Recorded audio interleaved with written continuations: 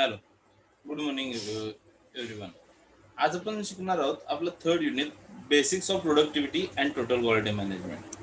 आता प्रोडक्टिव्हिटी म्हणजे काय? तर productivity refers to the physical relationship between quantity produce output and the quantity of resources use in the course of production. म्हणजे तुम्ही किती क्वांटिटीमध्ये इनपुट टाकताय आणि त्याचं किती क्वांटिटीमध्ये आउटपुट निघतंय यालाच म्हटलं जातं productivity. It is the ratio between the output of goods and services and the input of resources consume in the process of production. So productivity म्हणजे असा रेशो की तुमच्या output of service goods and services, जेवढा तुमचा goods and सर्व्हिसेसचा output मिळणार आहे त्यासाठी तुम्हाला किती इनपुट द्यावं लागलं, किती इनपुट म्हणून किती रिसोर्सेस तुम्हाला तिथे वापरावे लागले प्रोडक्शन प्रोसेसमध्ये. याचा जो रेशो आहे या रेशोला म्हटलं जातं productivity. Productivity is the ratio between output of wealth and input of resources used in production process. Productivity is the ratio between output of wealth and input of resources. Productivity म्हणजे काय? तर output of wealth आणि input of resources यातला जो production process मध्ये यातला जो ratio आहे याला म्हटलं जातं productivity. Output means the quantity of products produce. Output म्हणजे काय? तर किती क्वांटिटीमध्ये तुम्ही प्रोडक्ट प्रोड्यूस करताय. And input are the various resources use in the production. So production मध्ये तुम्ही जे जे कोणते रिसोर्सेस यूज करणार आहात त्याला म्हटलं जातं input. The resources use may be land, building, equipment, machinery, material, labour etc.. मग रिसोर्सेस मध्ये काय काय येऊ शकतं? लँड येईल, म्हणजे जी तुम्ही जागा वापरणार आहात. बिल्डिंग असेल, इक्विपमेंट असेल, मशिनरी असेल, मटेरियल असेल, लेबर असेल. म्हणजे एखादं प्रोडक्ट बनवण्यासाठी तुम्हाला जागा लागते, त्याच्यानंतर बिल्डिंग लागते, एखादी फॅक्टरी म्हणून ज्याला आपण म्हणतो, की त्याच्यानंतर त्याच्यामध्ये इक्विपमेंट लागतात, मशिनरी लागते. प्रोडक्शन बनवण्यासाठी प्रोडक्शन करण्यासाठी तुम्हाला मटेरियल लागतं, त्याच्यानंतर तिथे लेबर्स लागतात. या सगळ्या गोष्टी झाल्या तुमचे रिसोर्सेस. म्हणजे आपण एखादं प्रोडक्ट बनवत असताना हे सगळं आपल्याला इनपुट द्यावं लागतं. Productivity means and economic measures of output per unit of input. Productivity means काय? Economic measure of output per unit of input. म्हणजे एका इनपुट वरती किती आउटपुट निघतं, हा जो इकॉनॉमिकल मेजर्स आहे त्याला म्हटलं जातं productivity. Output refers to the total production in terms of unit or in terms of revenue, while input refers to all the factors of production used like capital, labor, equipment, etc. काय म्हटलंय? Productivity means and economic measures of output unit per unit of input. Output refers to the total production in terms of unit or in terms of revenue. Output म्हणजे काय? तर total number of production. मग ते unit मध्ये असेल किंवा revenue मध्ये असेल, की तुमचं टोटल प्रोडक्शन किती झालं. वाईल इनपुट रिफर्स, त्याच्यातच इनपुट मग कशाला म्हणतात? To all the factors of production use like capital, labour, equipment. आणि मग या आउटपुट काढण्यासाठी जेवढं पण तुम्ही काही फॅक्टर्स त्याच्यामध्ये यूज करणार आहात त्या सगळ्या फॅक्टर्सला काय म्हटलं जातं? इनपुट. त्याच्यामध्ये कॅपिटल असेल, लेबर असेल, इक्विपमेंट असेल, इट. आता meaning of productivity. Productivity refers to the physical relationship between quantity produced output and the quantity resources used in the course of production input. So म्हणजे मगाशी सांगितल्याप्रमाणे प्रोडक्टिव्हिटी म्हणजे काय? तर फिजिकल रिलेशन बिटवीन आउटपुट आणि input. Output म्हणजे काय? तर नंबर ऑफ युनिट्स प्रोड्यूस. आणि इनपुट म्हणजे काय? Number of resources. त्याच्यानंतर it is the ratio between the output of goods and services and the input of resources consumed in the process of production. माझ्या सांगितल्याप्रमाणे productivity म्हणजे काय? तर ratio between output of goods and services and the input of resources consume in the process production. म्हणजे production process मध्ये तुम्ही जेवढे पण रिसोर्सेस यूज केलेले आहेत इनपुट म्हणून, त्याचा तुमच्या टोटल आउटपुट ऑफ युनिट्स म्हणजे जेवढे तुमचं आउटपुट आलेलं आहे त्याच्याशी जो काही रेशो असेल त्याला म्हटलं तर प्रोडक्टिव्हिटी. मग प्रोडक्टिव्हिटीचा फॉर्म्युला काय तयार होतो? Productivity is equal to output O divided by input I. Output implies total production while input means land, labor, capital. Output implies total production. Output म्हणजे काय? तर टोटल प्रोडक्शन. आणि इनपुट म्हणजे काय? Input means land, labour, capital, management. मग input मध्ये काय काय येतं म्हटलं? लँड, लेबर, कॅपिटल आणि मॅनेजमेंट, डीटीसी. Productivity measures the efficiency of the production system. The efficiency with which resources are utilized is called productive efficiency. काय म्हटलंय? Productivity means the efficiency of production system. Productivity म्हणजे काय? तर production system ची efficiency. The efficiency with which resources are utilized is called productive efficiency. मग efficiency म्हणजे काय की कोणते रिसोर्सेस तुम्ही युटिलाइज केलेले आहात त्याला तुम्ही म्हणता त्या पर्टिक्युलर प्रोडक्टचा प्रोडक्टिव्ह इफिशियन्सी म्हणजे त्या प्रत्येक प्रोडक्टची efficiency. Higher productivity means producing more from a given amount of input or production is given amount with lesser input. म्हणजे हायर प्रोडक्टिव्हिटी कधी बोलाल जेव्हा कमीत कमी इनपुट मध्ये जास्तीत जास्त आउटपुट निघतो त्यावेळेस त्याला म्हणू शकतो तुम्ही की higher productivity. Then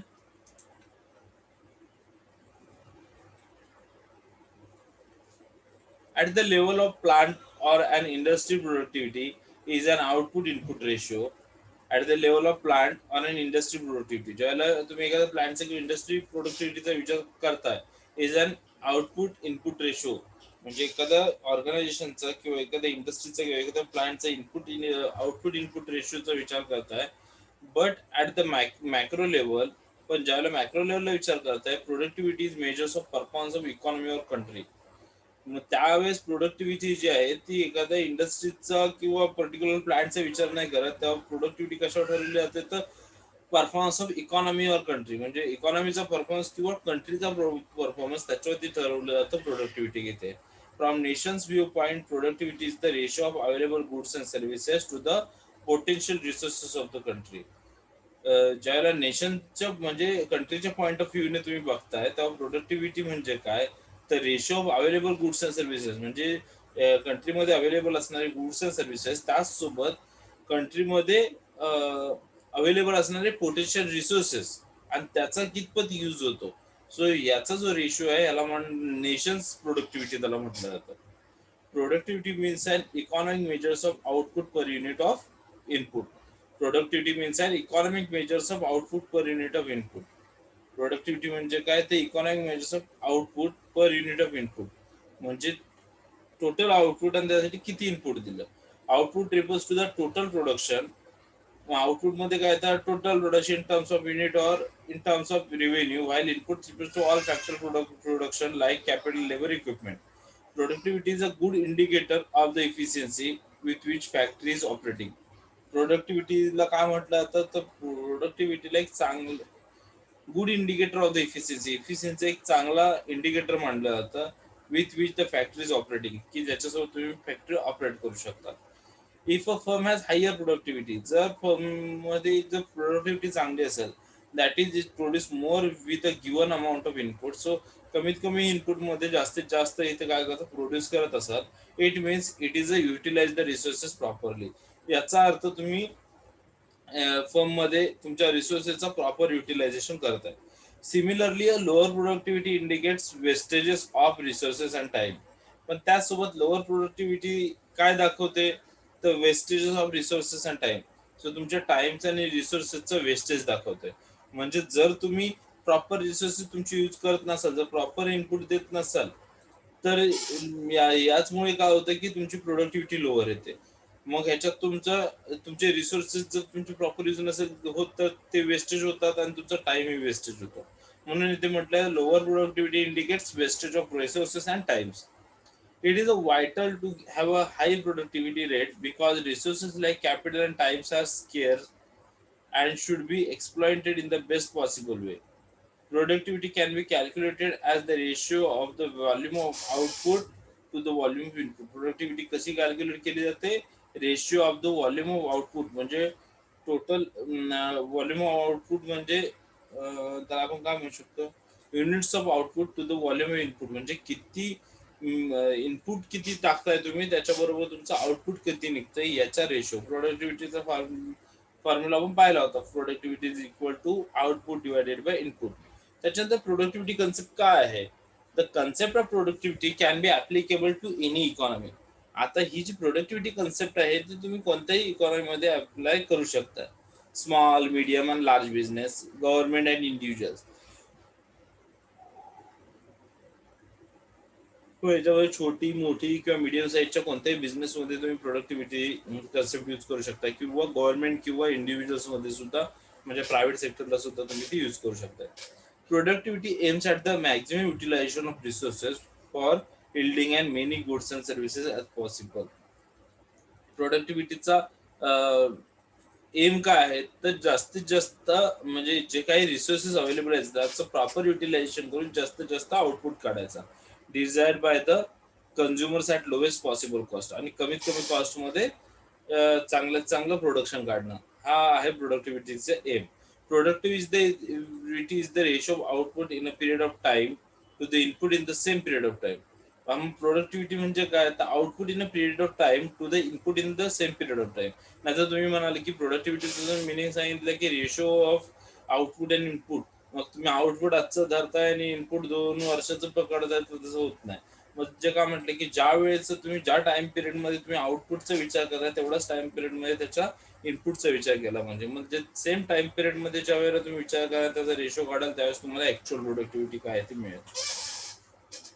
then productivity can be measured as, आता प्रोडक्टिव्हिटी आणखी कशी मेजर केली जाते, तर quantity of goods and services produce, म्हणजे किती तुम्ही प्रोड्यूस केलेले आहेत, अमाऊंट ऑफ रिसोर्सेस यूज, याला आपण quantity of goods and services produce म्हणजेच काय की आउटपुट, आणि अमाऊंट ऑफ रिसोर्सेस यूज म्हणजेच काय input.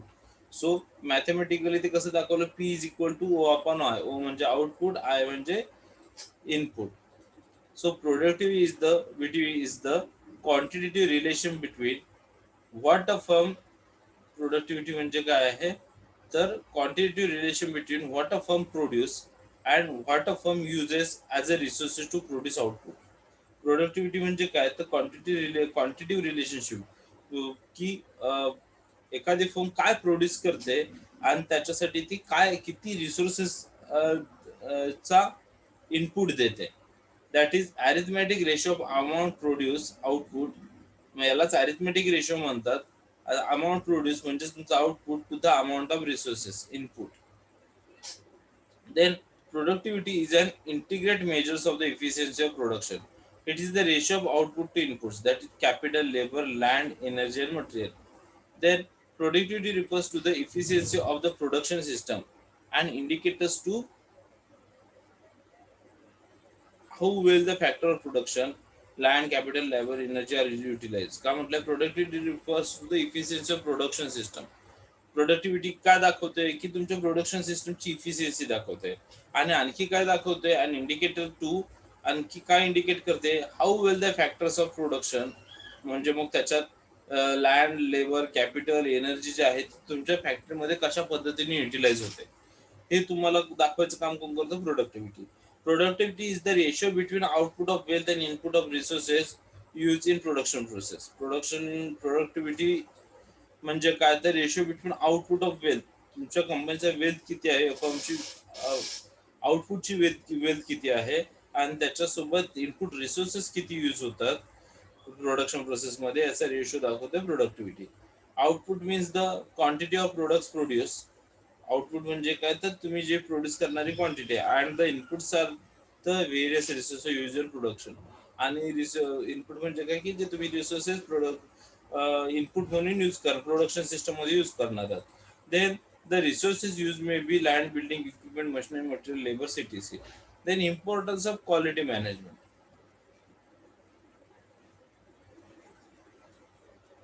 Importance of quality management मध्ये काय म्हटलंय, quality is one of the top most principle of management. Quality ही काय आहे, तर मॅनेजमेंट मधली सगळ्यात टॉप मोस्ट प्रिन्सिपल आहे.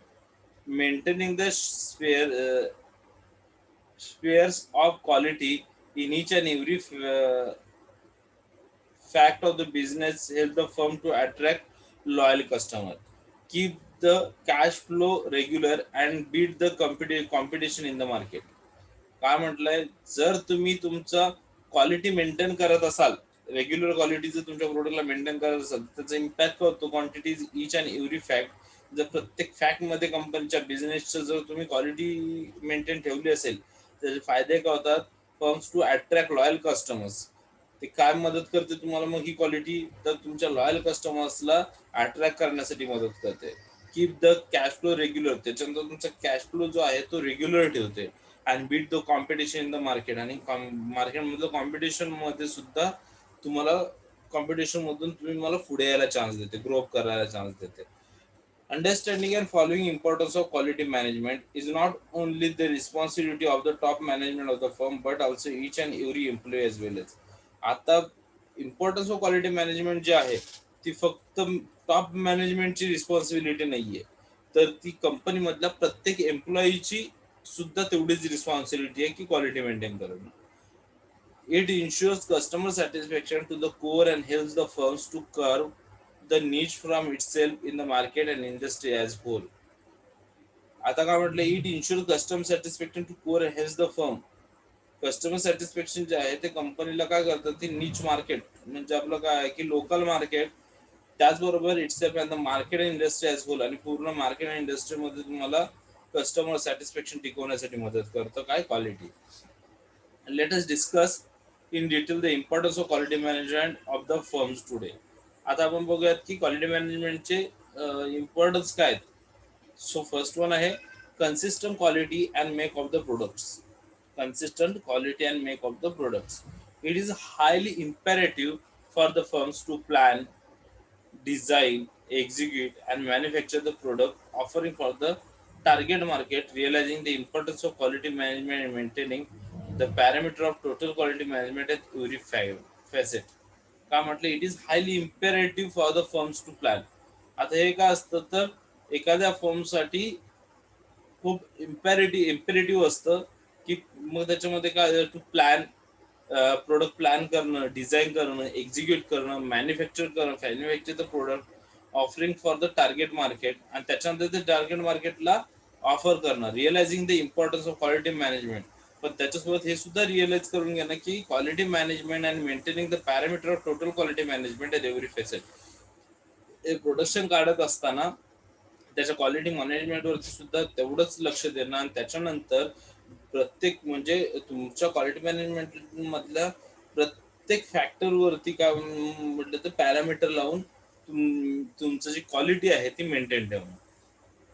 It helps to maintain real of quality on a consistent and continuous basis. याचा तुम्हाला याचा फायदा काय होतो, तुमची क्वालिटी जी आहे ती कंटिन्युअसली किंवा कन्सिस्टंट जी आहे कंटिन्युअस बेसिस, कन्सिस्टंट बेसिसवरती ती मेंटेन राहते. Plus the firm is able to conduct market research. त्याचबरोबर काय होतं की फर्म मार्केट रिसर्च करते. Firm is able to conduct market research and study a regular basis, having drive to offering the product that standard testimony to the quality and its principle. त्याचबरोबर कंपनीला काय करावं लागतं तर रिसर्च स्टडी सुद्धा regular बेसिसवरती research study करणं गरजेचं आहे. Having a drive to offering products that stand a testimony. जे काही प्रोडक्ट ते ऑफर करणार कस्टमर्सला की त्याचा टेस्टिमनी घेणं, त्याच्यामध्ये क्वालिटी आणि इट्स प्रिन्सिपल, त्याची क्वालिटी आणि प्रिन्सिपलवरती सर्वे करणं. Consistent quality make of the product. So हा झाला फर्स्ट तुमचा प्रॉब्लेम पॉईंट. सेकंड पॉईंट आहे इन्शुअर्स long lasting efficiency. When we come to talk about the factors of efficiency, we is discussing the importance of quality management. It is not only confined to the working efficiency of the staff, that is into the manufacturing of the product, but also each and every employee of the firm and even the types of machinery. When all the employees of the firm, right from the engineer to the sales managers, understand and follow the importance of quality management, it improves their efficiency as they know that the product that they are manufacturing and selling is best in class. When we come and talk about the factors of efficiency while discussing the importance of quality management, ज्या वेळेला तुम्ही quality management मध्ये इफिशियन्सीचा विचार करताय त्यावेळी it is not only confined to the working efficiency of the staff that is into the manufacturing of products, but also to the each and every employee of the firm and even the types of machinery. मग याच्यामध्ये जेव्हा क्वालिटीचा विचार करताय तर ती quality फक्त working efficiency staff, मग ती एफिशियन्सी फक्त स्टाफ मध्येच नसावी, मॅन्युफॅक्चरिंग स्टाफ मध्येच नसावी, तर मॅन्युफॅक्चरिंग प्रोडक्ट्स बट ऑल्सो, पण त्याच्यासोबत कशामध्ये तुम्हाला ही इफिशियन्सी बघावी लागणार आहे, मेंटेन करावी लागणार आहे, every employee of the firm मधल्या प्रत्येक एम्प्लॉई मध्ये, त्याचबरोबर टाइप्स ऑफ मशिनरी, तुम्ही ज्या पण टाइप ऑफ मशिनरी यूज करता मशिनरी मध्ये तुम्हाला ही एफिशियन्सी कन्फर्म करावी लागणार आहे. when all the employees of the firm right from the engineer to the sales manager, मग तुमच्या कंपनीमधले सगळे एम्प्लॉईचा विचार केला, अगदी इंजिनियर पासून ते सेल्स मॅनेजर पर्यंत, follow the importance of quality आहे. आणि ह्या सगळ्यांनी जर तुमच्या क्वालिटी मॅनेजमेंटचे इम्पॉर्टन्स जर फॉलो केले, तर it is improve their efficiency, तर तुम्ही तुमची इफिशियन्सी इम्प्रूव्ह करू शकताय. As they know that the product that they are manufacture, त्यांना सुद्धा हे माहिती होतं की ते जे काही प्रोडक्ट मॅन्युफॅक्चर करतात अँड सेलिंग, आणि जे काही मॅन्युफॅक्चर करून जे सेल करतात ते बेस्ट इन क्लास आहे. म्हणजे त्याच्यामध्ये सगळ्या पद्धतीच्या क्वालिटी त्यांनी क्वालिटीचं इनपुट दिलेलं आहे.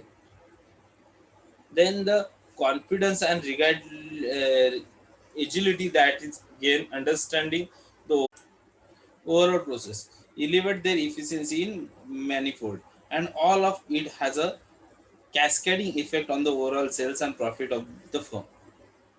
The confidence and agility that is gain understanding the overall process, काय होतं की ही ओव्हरऑल प्रोसेस जर तुमची क्वालिटेटिव्ह असेल, त्या प्रत्येक प्रोसेसमध्ये जे प्रोडक्शन प्रोसेसमध्ये जर क्वालिटी असेल, तर त्याच्याने काय होतं, कॉन्फिडन्स वाढतो किंवा कॉन्फिडन्स वाढण्यासाठी मदत होतं. Elevate the efficiency is manifold, त्याच्यामुळे काय होतं की इफिशियन्सी वाढते. And all of it has a calculating effect on the overall sales and profit of the firm. आणि त्याचा ओव्हरऑल इफेक्ट कुठे होतो, तर कंपनीच्या सेल्सवरती होतो, फर्मच्या सेल्सवरती, प्रोडक्ट सेल्सवरती होतो, प्रॉफिटवरती होतो, आणि फर्मच्या प्रॉफिटवरती सुद्धा होतो. त्याच्यानंतर नेक्स्ट पण काय म्हटलंय, higher productivity levels. Higher productivity levels मध्ये काय म्हटलंय, when the firms realize and follows the importance of quality management in each of its business operations, there is a rise in the productivity of the employee.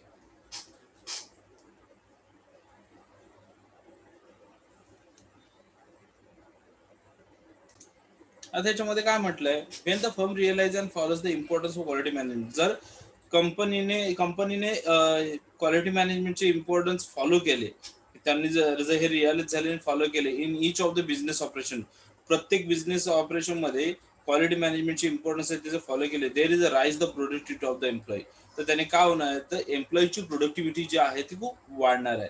They know and understand that they're working on something that is unique and high on quality, plus due to the high parameter of quality, obstacles and bottlenecks are iron out automatically, thus increasing their productivity level.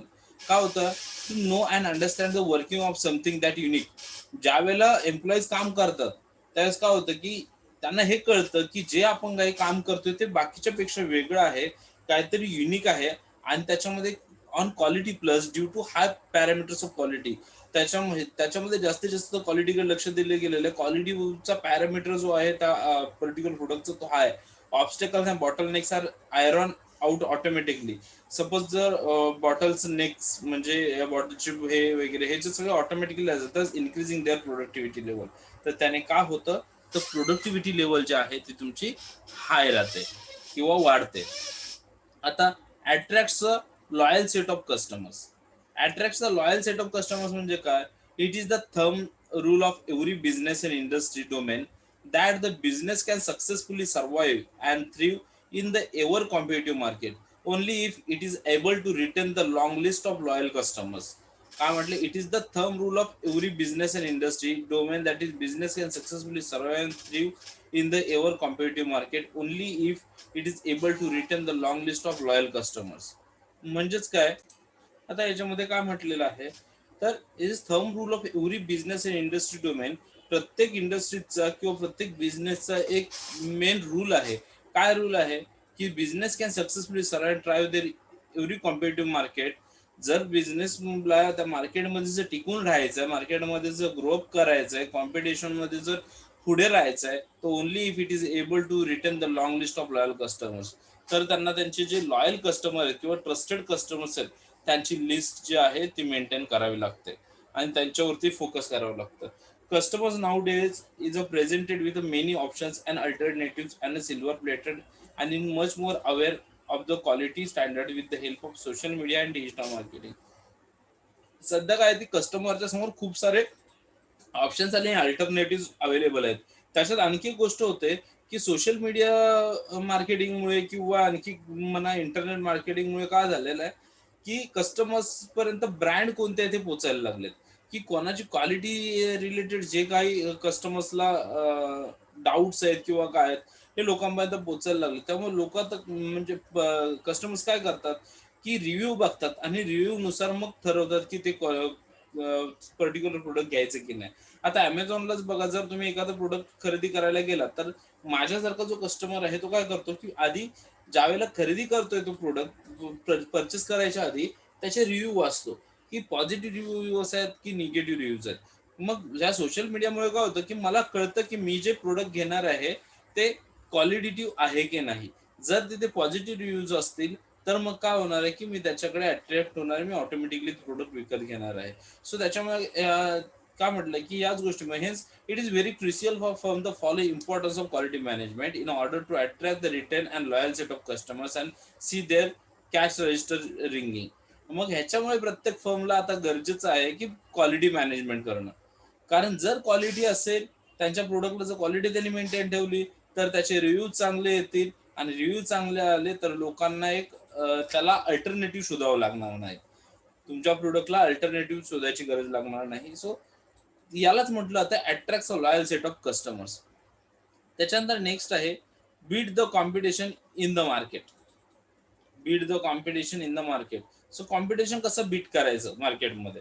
For successfully survive and thrive in the market that is all time high on the competitive for the new as well as existing brands.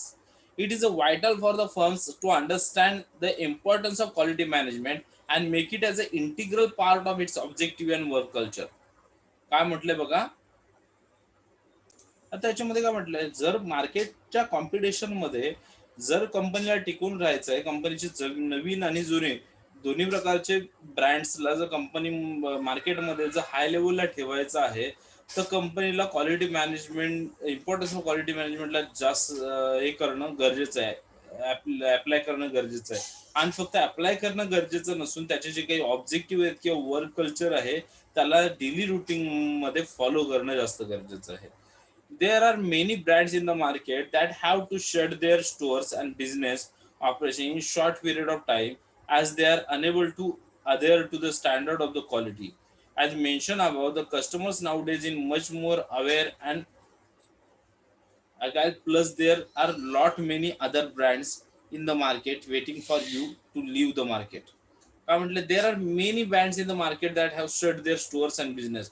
मार्केटमध्ये असे खूप सारे brands आहेत की त्यांनी त्यांचे stores किंवा business operation जे आहेत ते खूप कमी वेळेमध्ये, कमी टायमिंग मध्ये बंद करावे लागले, क्लोज करावे time to they are enable to adhere the standard of quality. आणि त्याला रिझन कारण ते स्टँडर्ड ऑफ क्वालिटी त्यांनी टिकून ठेवली नाही. Mention about the customers nowadays is much more aware and agile, plus there are a lot many other brands in the market waiting for you to leave the market. आणि customers काय झाले सध्याचा की जास्त अवेअर झालेलं आहे. त्याच्यामुळे खूप सारे मार्केट, खूप सारे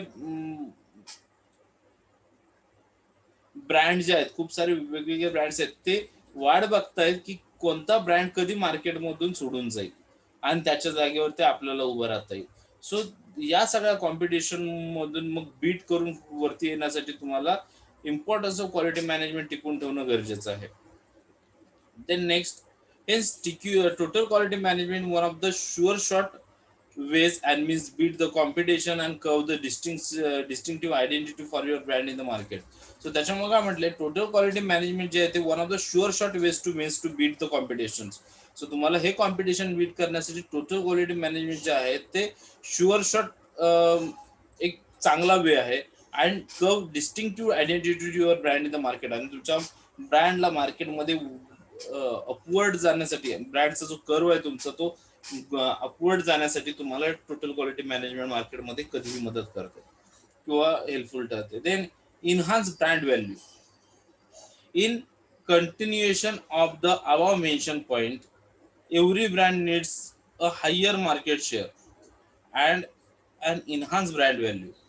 काय म्हटलंय, in continuation of the above mention point, जर तुम्हाला वरचे सगळं मेन्शन केलेले पॉइंट मध्ये जर कंटिन्युएशन हवं असेल, every brand needs a higher market share and an enhance brand value.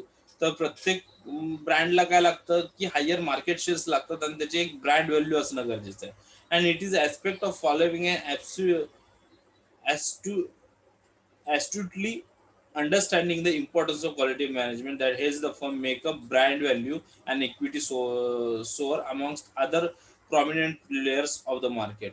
आणि मग जर तशी असेल की तुम्हाला तुमचे मार्केट शेअर जास्त असणं गरजेचं आहे किंवा ब्रँड व्हॅल्यू असणं गरजेचं आहे, तर हे सुद्धा इतकंच महत्वाचं आहे की इम्पॉर्टन्स ऑफ क्वालिटी मॅनेजमेंट तुम्हाला मदत करते की मार्केटमध्ये तुमचं ब्रँड व्हॅल्यू तयार करण्यासाठी किंवा तुमचे शेअर्स जे आहेत, मार्केट शेअर जे आहेत ते बाकीच्या प्लेयरच्या दृष्टीने मार्केटमधल्या तुमचे मार्केट शेअर जे आहे ते हायर करण्यासाठी तुम्हाला कोण मदत करतं, तर quality management.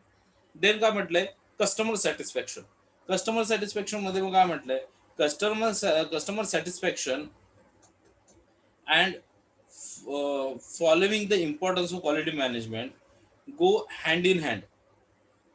Customer satisfaction and following importance of quality management हे एकमेकांशी रिलेटेड आहेत. Realising it's important in each and every level of your business operation ensure the higher level of customer satisfaction and happiness. काय म्हणतात, जर quality management तुमच्याकडे असेल तर तुमचं कस्टमर सॅटिस्फॅक्शन आणि कस्टमर हॅपीनेस हे कायम तुमच्या सोबत असेल बिझनेसमध्ये. Majority of customers today wish to go for the product that are high on quality and they don't mind paying extra amount of money for the same. सध्याचे मार्केटमधली कस्टमरची majority पाहिलं तर लोकांना क्वालिटी हवी आहे, चांगली क्वालिटी हवी आहे. मग त्यासाठी ते लोक एक्स्ट्रा मनी द्यायला सुद्धा कस्टमर तयार आहे. And if there is any sort of glitch in the quality of product, the customer realizes the same at the very same moment and perceive the brand in negative light. आणि जर त्याच टायमाला जर company एखाद्या कस्टमर्सला जर क्वालिटीमध्ये कुठेतरी कमी जास्त वाटलं तर मग कस्टमर एक तर तुमचा कस्टमर तुमच्यापासून तुटूनही जातो, प्लस काय होतं की तुमच्या ब्रँडची निगेटिव्ह इमेज तो मार्केटमध्ये तयार करतो किंवा मार्केटमध्ये त्या पद्धतीने तो त्याची निगेटिव्ह मार्केटिंग करतो. तर next, with the power of social media आणि various industry specific forum on the digital space, it takes no time for any customers to spread it and make it viral that deteriorates the brand value of the firm.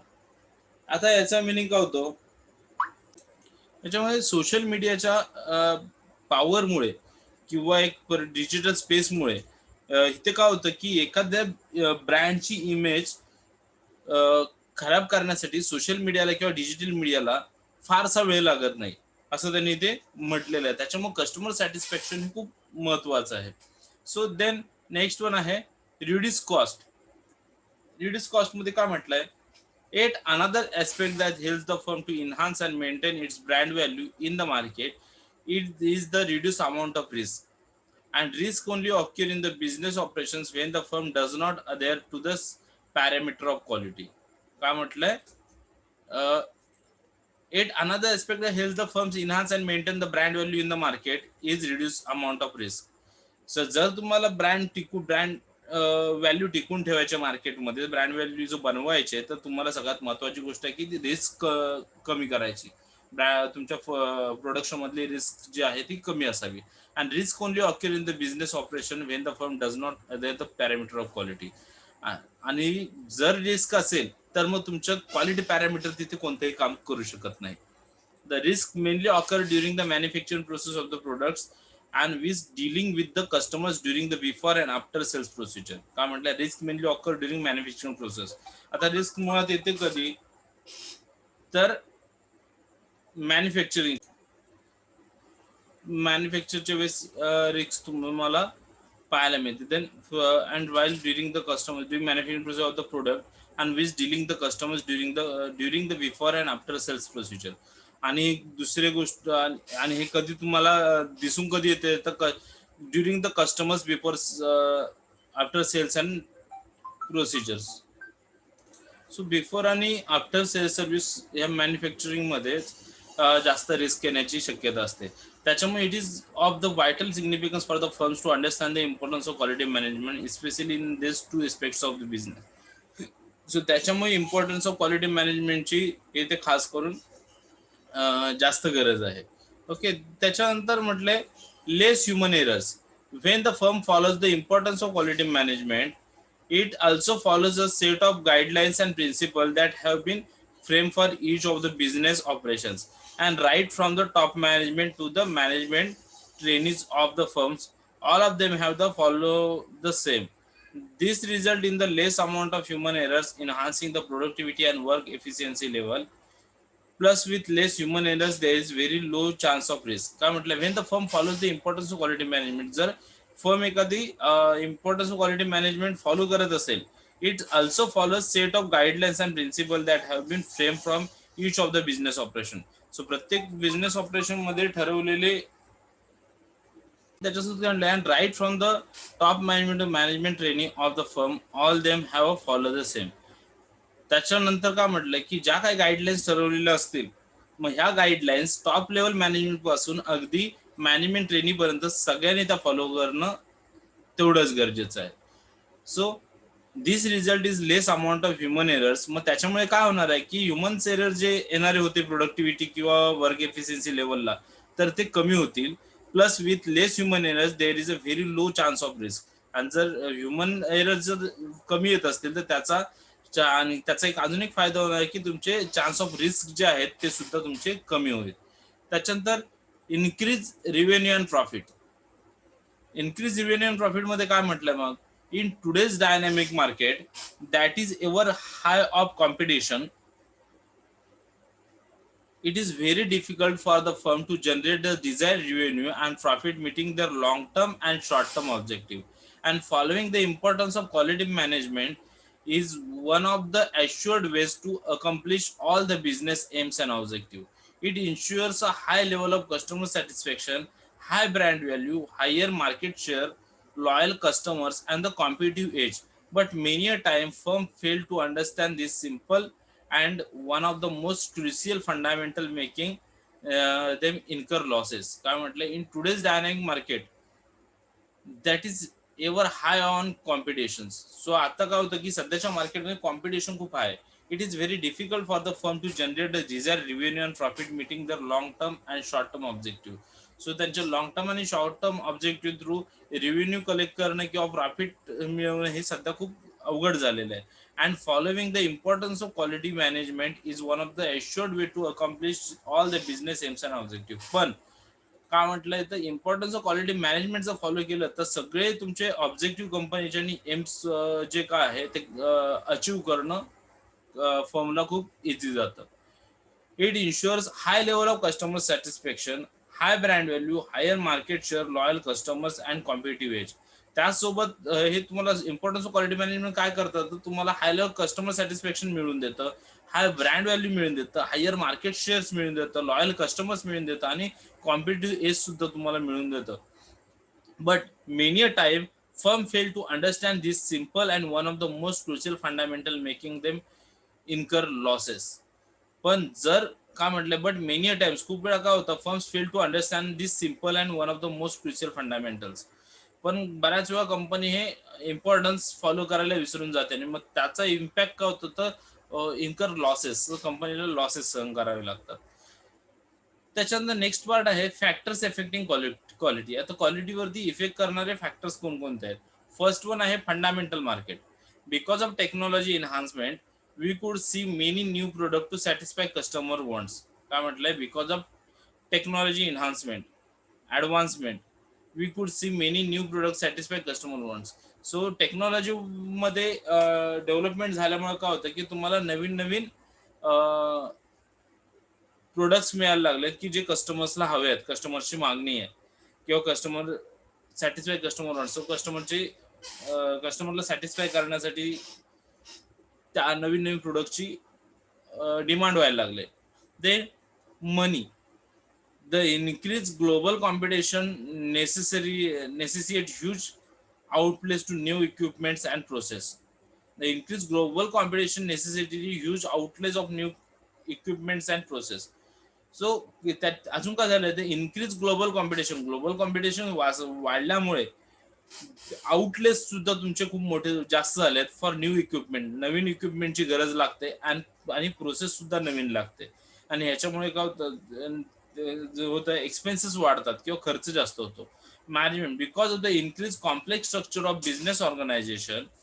त्याच्यानंतर business ऑर्गनायझेशनचं complex structure जे आहे ते increase करण्यासाठी the quality related responsibilities lie with persons and different level in the organization.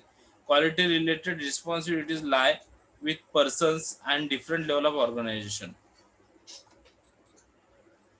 आणि त्याच्यामुळे quality related ज्या काही रिस्पॉन्सिबिलिटीज आहेत त्या वेगवेगळ्या पर्सनवरती ऑर्गनायझेशन मध्ये दिल्या जातात. Then fundamental factors affecting quality. आता फंडामेंटल फॅक्टर्स एफेक्टिंग क्वालिटी कोणते फंडामेंटल फॅक्टर्स आहेत की जे क्वालिटीवरती एफेक्ट करतात, तर त्याच्यात आहे मेन. पहिला आपण पाहिलं मनी, त्याच्यानंतर आहे मेन मनी मॅनेजमेंट पाहिलं. आता आपण पाहणार main the rapid growth in technical knowledge leads to development human resources with different specialization. काय म्हटलं, the rapid growth of technical knowledge leads the development of human resource with different specialization. त्याच्यानंतर जशा जशा नवीन technology मार्केटमध्ये येत राहतात तस तसं काय होतं की ह्युमन रिसोर्सेसला सुद्धा त्याच्या ट्रेनिंगची गरज असते, तिथल्या कामगारांना सुद्धा टेक्निकल नॉलेजची गरज असते. सो त्यांना मग प्रत्येकाला तुम्हाला डिफरंट टेक्निकनुसार डिफरंट स्पेशलायझेशननुसार डिफरंट तुम्हाला स्टाफ तयार करणं गरजेचं आहे. देन त्याच्यानंतर motivation. If you fix the responsibility of achieving quality with each individuals in the organization with proper motivation techniques. त्याच्यानंतर जर एकदा का तुम्ही प्रत्येकाला त्याची जबाबदारी स्पेशलायझेशननुसार ठरवून दिली तर तुम्हाला काय तर तुम्हाला त्यांचे टेक्निक मोटिवेशन टेक्निक्स, तर तुम्हाला त्याच्यासाठी मोटिवेशन टेक्निक्स तयार करावे लागतात. There will not be any problem in producing the design quality product, की जेणेकरून तुमचे क्वालिटी प्रोडक्ट डिझाईन करताना कोणताही प्रॉब्लेम येऊ नये. त्याच्यानंतर म्हटलं material. Selection of proper material to meet the desire tolerance limit in also important consideration. त्यानंतर selection of proper material. So proper material select करा. क्वालिटेटिव्ह मटेरियल जर तुम्ही सिलेक्ट केलं रॉ मटेरियल तर तुम्हाला आउटपुट तुमचा क्वालिटेटिव्ह मिळणार. त्यामुळे selection of proper material. So हे प्रॉपर मटेरियल सिलेक्ट करणं हे खूप इम्पॉर्टंट आहे, किंवा ते सुद्धा तुमच्या क्वालिटी फॅक्टर्स क्वालिटीवरती इफेक्ट करू शकतो. त्याच्यानंतर आहे fundamental factors effecting quality machines and mechanisms. काय म्हटलेलं आहे, machines and mechanism. In order to have quality products which will lead the higher productivity of any organization, we need to use advanced machines and mechanisms various operations. So तुम्हाला जर quality material जर बनवायचं आहे तर तुम्हाला machine सुद्धा त्या पद्धतीचे यूज करणं गरजेचं आहे. म्हणजे ऍडव्हान्स मशीन ऍडव्हान्स टेक्निक तुम्हाला यूज करणं गरजेचं आहे, तर तुम्ही क्वालिटी मटेरियल त्याच्यावरती बनवू शकता. Then modern information method. The modern information method helps in storing and retrieving needed data from manufacturing, marketing and services. So तुम्ही जर काय म्हटलं की तुम्हाला जर एखादं प्रोडक्शन करताय तर त्या ठिकाणी तुम्हाला नवीन मेथडची गरज भासू शकते, कारण ओल्ड मेथड ज्या होत्या त्याच्या टेक्निक सुद्धा ओल्ड होत्या आणि त्याच्या कॉस्टिंग सुद्धा जास्त होतं. आता जर तुम्ही नवीन नवीन टेक्निक्स मार्केटमध्ये येतात त्याचा यूज करत गेलात तर काय होतं, तुम्ही अप टू डेट राहता. दुसरी गोष्ट, कस्टमर्सला ज्या गरज आहे त्या पद्धतीचे तुम्ही क्वालिटी देता. सो त्याच्यामुळे मॉडर्न इन्फॉर्मेशन मेथड म्हणजे नवीन मेथड कोणत्या त्याची इन्फॉर्मेशन असणं खूप गरजेचं आहे. Then mounting product requirement. Product diversification to meet customer taste leads to intricacy in design, manufacturing, quality standards. Hence, companies should plan adequate system to tackle all these requirements. So कस्टमरची wants कसे असतात, तर एक सगळ्याच कस्टमरला taste महत्वाची नसते, सगळ्याच कस्टमर्सला क्वालिटी महत्वाची नसते, सगळ्याच कस्टमरला डिझाईन महत्वाचं नसतं. तर काही लोकांना डिझाईन्स आवडतं, काही लोकांना क्वालिटी स्टँडर्ड्स त्याच्यावरती कळतं, तर काही लोक टेस्टवरती प्रोडक्ट सिलेक्ट करणार. सो अशा प्रकारे तुम्हाला काय करावं लागतं. तर next point, what is total quality management. Total quality management is a continuous process of detecting and reducing or eliminating errors in manufacturing, streamlining supply chain management, improving the customer experience, and ensuring that employees are up to speed with training. Total quality management aims to hold all the parties involved in the production process accountable for the overall quality of the final product or services. का म्हटलेलं आहे total quality management म्हणजे काय, तर total quality management is a continuous process of detecting, reducing or eliminating errors. Total quality management म्हणजे काय, तर continuous process आहे की ज्याच्यामध्ये एरर्स फाइंड आउट करणं, एरर्स कमी करणं आणि एरर्स काढून टाकणं. मग कोणकोणत्या प्रोसेसमध्ये, तर मॅन्युफॅक्चरिंग प्रोसेसमध्ये, सप्लाय चेन मॅनेजमेंट मधले, कस्टमर, त्याच्यानंतर इम्प्रूव्हिंग कस्टमर एक्सपिरियन्स इम्प्रूव्ह करणं, and ensuring the employees are up to speed with training. त्यानंतर तुमचे जे एम्प्लॉईज आहेत ते डे टू डे जसे टेक्नॉलॉजी डेव्हलप होत जाते तसं एम्प्लॉई ट्रेन होतात की नाही, सो त्यांचा ट्रेनिंग स्पीड, या सगळ्या गोष्टीवरती कंट्रोल ठेवणं म्हणजेच total quality management. Total quality management aims to hold all parties involved in the production process accountable for the overall quality of the final product or services. So, total quality management um काय आहे, तर तुमचा product finalise होईपर्यंत, product या सर्व final होईपर्यंत जेवढ्या जेवढ्या पार्टी त्याच्यात इन्व्हॉल्व्ह होतील त्या सगळ्यांवरती होल्ड ठेवणं हे टोटल क्वालिटी मॅनेजमेंटचं एम आहे. Total quality management was develop by William Deming. Total quality management कोणी डेव्हलप केली आहे, तर William Deming, a management consultant whose work had a great impact of Japanese manufacturing. Total quality management was developed in William Deming, a management consultant whose work had great impact on Japanese manufacturing. की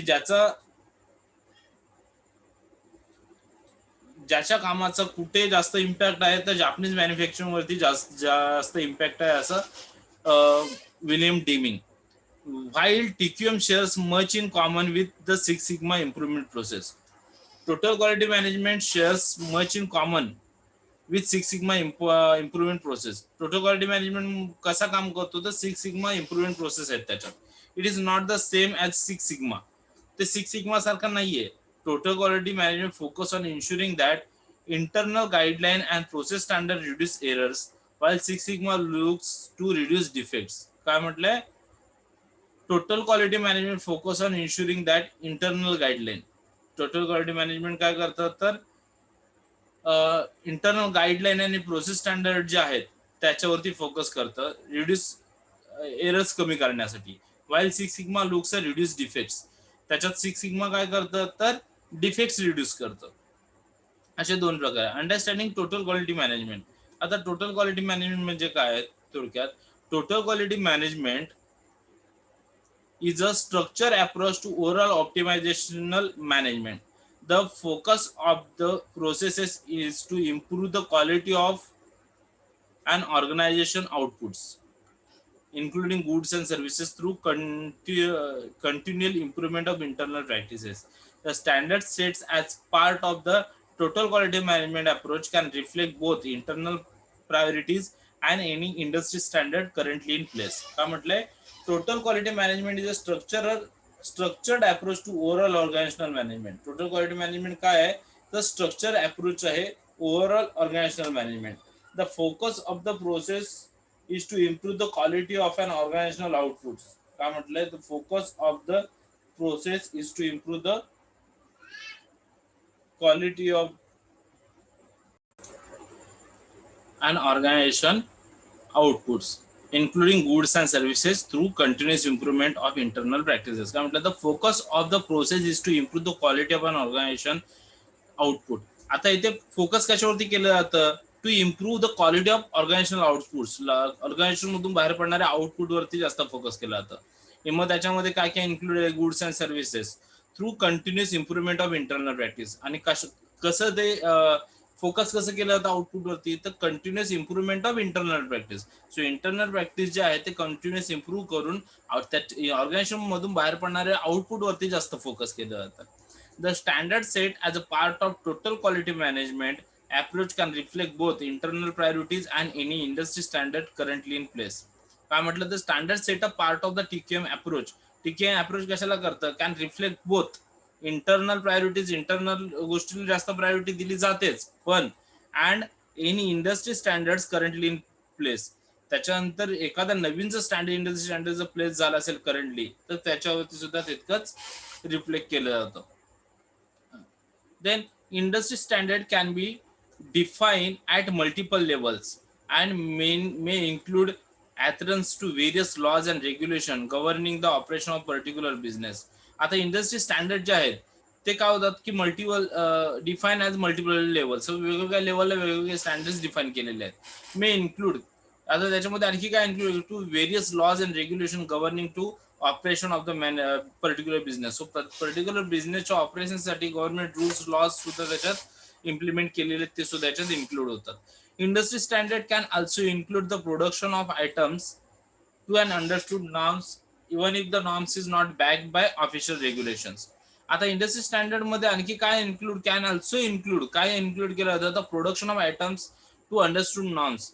so त्या particular आयटमचं production करताना जे काही norms आहेत ठरवले, even if the norms is not back by official regulations, मग ते जरी तुमच्या ऑफिशियल रेग्युलेशन्स मध्ये नसतील तरी सुद्धा, सो ते सुद्धा तुम्हाला समजून घेणं गरजेचं असतं. Then primary principle of total quality management. आता टोटल क्वालिटी मॅनेजमेंटचे प्रायमरी प्रिन्सिपल काय आहेत? सो फर्स्ट वन आहे total quality management is considered a customer focused process and aims for continual improvement of business operation. Total quality management कशावरती consider केलं तर customer focus process. काय ती customer focus process आहे and aims for continuous improvement of business operation. आणि काय आहे की ही एक कंटिन्युअस इम्प्रुव्हमेंट प्रोसेस आहे बिझनेस ऑपरेशन्स मधली.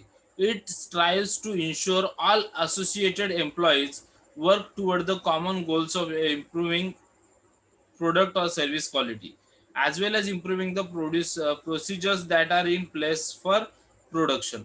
आता काय it's strive to ensure associated employees work toward the common goals and improving product or services quality. याच्यात काय केलं जातं तर एम्प्लॉईज वर्क्स जे आहे to strive the ensure all associated employees work. So employee वर्कला सिक्युरिटी देऊन and the common goals of improving product or service quality. आणि त्याचं कॉमन गोल्स काय की improving product and service quality as well as improving the procedure that are placed for production. त्यानंतर प्रोडक्शनची जी procedure आहे ती सुद्धा याच्यात इम्प्रूव्ह केली जाते. हे आहेत primary principle of total quality management. त्याच्यानंतर पुढचा पार्ट आपण पाहणार आहोत introduction to cost of quality. Cost of quality त्याला आपण काय म्हणतो तर COQ. The business climate is becoming increasingly more competitive. There are multiple options available to the consumer for nearly every product of the market. काय म्हटलं तर business climate is becoming increasingly more competitive. Business climate आहे ते दिवसेंदिवस काय होतं तर कॉम्पिटेटिव्हली increase होत चाललंय. There are multiple options available in the consumer for nearly every product of the market. प्रत्येक प्रोडक्टचे खूप सारे ऑप्शन्स कंझ्युमरला आता मार्केटमध्ये अवेलेबल झालेले आहेत. Companies must stay price competitive to survive. कंपनीला काय करावं लागतं मग प्राइस कॉम्पिटेटिव्ह ठेवायला लागते की या सगळ्यामध्ये सर्व्हाइव्ह करण्यासाठी. Top performing companies set themselves apart from the competitions by listening to the voice of the customers and providing products that meet the customers requirement while maintaining a high level quality and dependability. आता काय म्हणतात काही company ज्या आहेत त्या कंपनीमध्ये काही ज्या कंपनी आहेत मार्केटमध्ये the top companies the top performance companies set themselves apart from the competition. त्या कॉम्पिटिशन पासून वेगळे आहेत. का का वेगळे आहेत तर by listening to voice of customers. कारण ते कस्टमरचं ऐकतात. Providing products that meet the customers requirement. कस्टमरची रिक्वायरमेंट आहे त्या पद्धतीने प्रोव्हाइड काय करतात प्रोडक्ट प्रोव्हाइड करतात किंवा प्रोडक्ट्स प्रोव्हाइड करतात while maintaining a high level of quality. आणि त्याच्यामध्ये हाय लेवल क्वालिटी मेंटेन करतात प्लस ते डिपेंडेबिलिटी असते. देच companies measures cost of quality. त्या ज्या कंपनी आहेत त्या काय करतात तर कॉस्ट ऑफ क्वालिटी मेजर्स करतात and use the information gain the their advantages. आणि ती इन्फॉर्मेशन त्यांची use the information gain their advantage. आणि त्यांचे ॲडव्हान्टेज वाढवण्यासाठी काय करतात ते ही इन्फॉर्मेशन जे आहे ती यूज करतात. The principle of cost of quality is similar to commercial that aired year ago a television that advertised oil filters. आता the principle of cost of quality is similar to commercial. Principle of cost of quality काय की commercial शी similar आहे. that aired year ago on television that advertised oil filters. So काही वर्षापूर्वी जसं television वरती oil फिल्टरची ऍडव्हर्टाइजमेंट दाखवायचे the tagline was pay me now or pay me later. म्हणजे मला आधी पे करा, त्याची टॅगलाईन काय होती, pay me now or pay me later. So लगेच पेड करा किंवा मला नंतर पेड करा. The message was that preventive maintenance of your vehicle could prevent more costly repairs down the road. Cost of quality is much the same. An organization can choose invest in an upfront quality cost to reduce the prevent failure or pay in the end when the defects is eventually discovered by the customers. आता याच्यामध्ये काय म्हटले, the principle cost of quality filters, जसं की the tagline was the tagline was. आता tagline काय होती quality फिल्टरची, पे मी नाऊ और पे मी लेटर, की मला आधी पे करा नंतर किंवा नंतर. आता या मेसेजमध्ये काय म्हटलं, the message was that preventive maintenance of your vehicle could prevent more costly repairs down the road. So रोडला रिपेअर करण्याचा खर्च जास्त आहे, म्हणून आपण काय करतो की व्हेकलचा खर्च आधी करत नाही, व्हेकलचा मेंटेनन्स बघत नाही. कारण जर व्हेकलचा मेंटेनन्स बघावा तर पुन्हा पुढे जाऊन रस्ता खराब झाला तर आपण पुन्हा एकदा गाडी खराब होणार, म्हणून आपण मेंटेनन्स न करणे. जोपर्यंत रस्त्याचं काम होत नाही तोपर्यंत मेंटेनन्स न होणे. मग same quality of cost of quality must the same. Cost of quality सुद्धा असंच काम करते.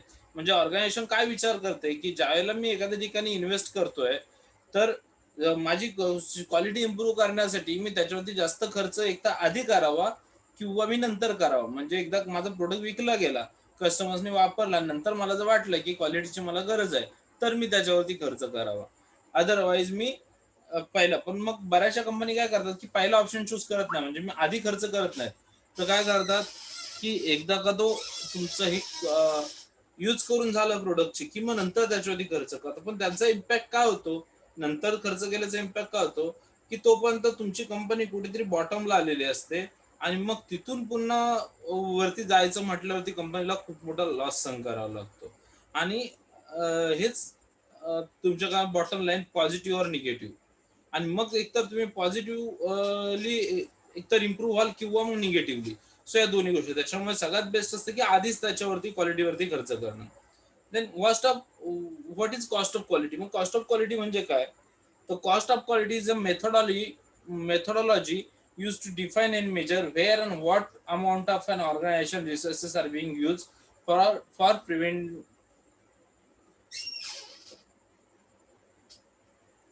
Cost of quality methodology used to define and measures where and what amount of an organization resources are being used for prevention activities and maintaining product quality as opposed to the cost resulting from internal and external failure.